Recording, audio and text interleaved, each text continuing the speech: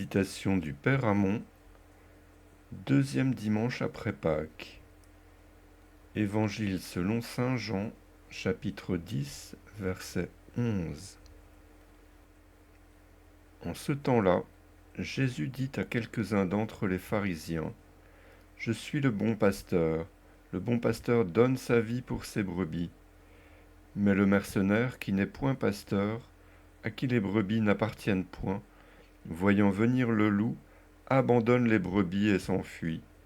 Et aussitôt le loup les ravit et met le troupeau en désordre. Le mercenaire s'enfuit parce qu'il est mercenaire et qu'il ne se met point en peine des brebis. Moi, je suis le bon pasteur, je connais mes brebis, et mes brebis me connaissent, comme mon Père me connaît et que je connais mon Père. Et je donne ma vie pour mes brebis. J'ai encore d'autres brebis qui ne sont pas de cette bergerie. Il faut aussi que je les amène et elles écouteront ma voix. Et il n'y aura qu'un troupeau et qu'un pasteur. » Méditation pour le matin. Adorons Jésus-Christ, s'offrant à nous sous ce titre de bon pasteur. Oh, qu'il est aimable sous ce titre, qui résume toutes ses bontés envers nous. Rendons-lui nos devoirs d'adoration, d'amour, de louange et de remerciement. Premier point. Qu'a fait Jésus comme bon pasteur pour nous faire entrer dans son bercail ? Tout le genre humain s'était égaré loin de la route du ciel et marchait les yeux fermés, le cœur corrompu, dans la voie de la perdition.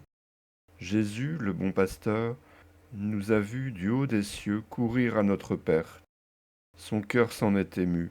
« Mes brebis, dit-il par le prophète, sont dispersées, je les vois en proie aux bêtes féroces.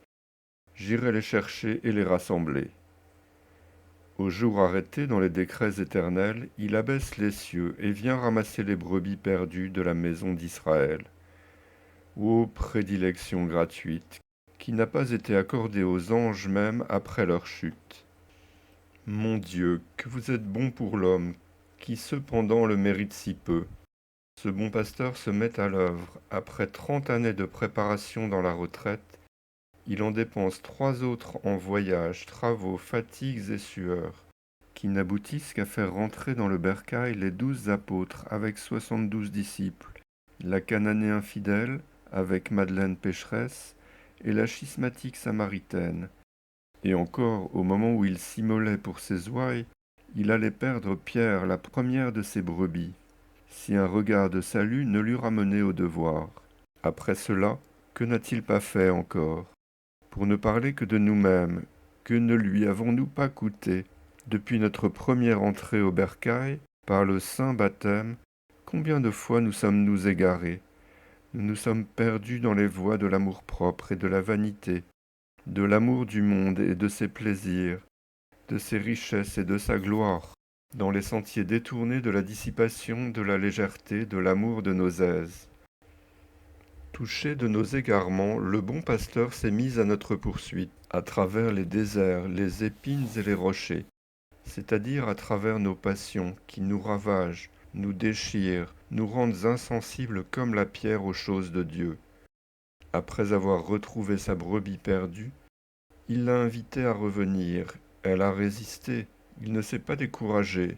Il s'est tenu et se tient encore tous les jours à la porte de notre cœur, y frappant par toutes ses grâces intérieures et extérieures. Et quand la brebis infidèle consent enfin à revenir, il ne la fait pas marcher péniblement devant lui en la frappant de sa houlette. Il ne la traîne pas par terre. Mais, ô image touchante de la douceur avec laquelle la grâce nous attire, il la prend sur ses épaules, la rapporte au bercail, et fait une fête avec tous ses amis, les anges et les saints, pour célébrer son bonheur de nous avoir ramenés. Ô bon pasteur de mon âme, comment pourrais-je jamais assez vous bénir, assez vous aimer ? Second point. Ce que fait tous les jours Jésus comme bon pasteur pour nous retenir au bercail. Telle est notre misère qu'après avoir été ramenés au bercail avec tant d'amour, nous tendons encore à nous en échapper par cette partie de nous-mêmes qui court après la créature, après le monde et ses plaisirs.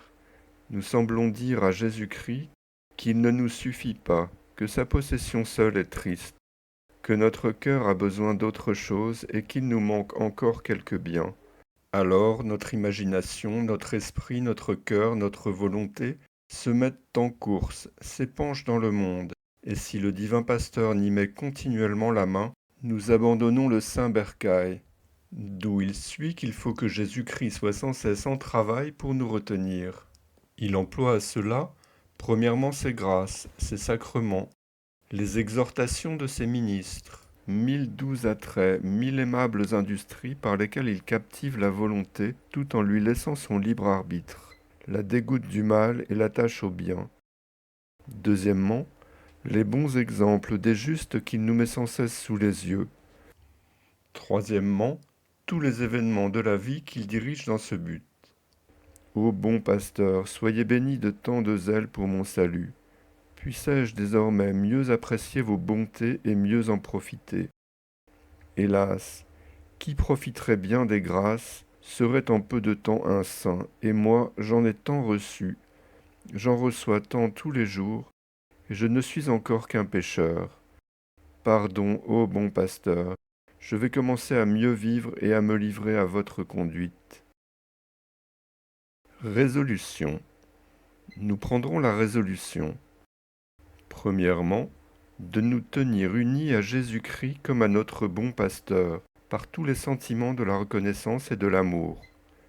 Deuxièmement, de nous laisser conduire comme des brebis dociles par ses saintes inspirations. Nous retiendrons pour bouquet spirituel la parole que Jésus-Christ a dite de lui-même. Je suis le bon pasteur.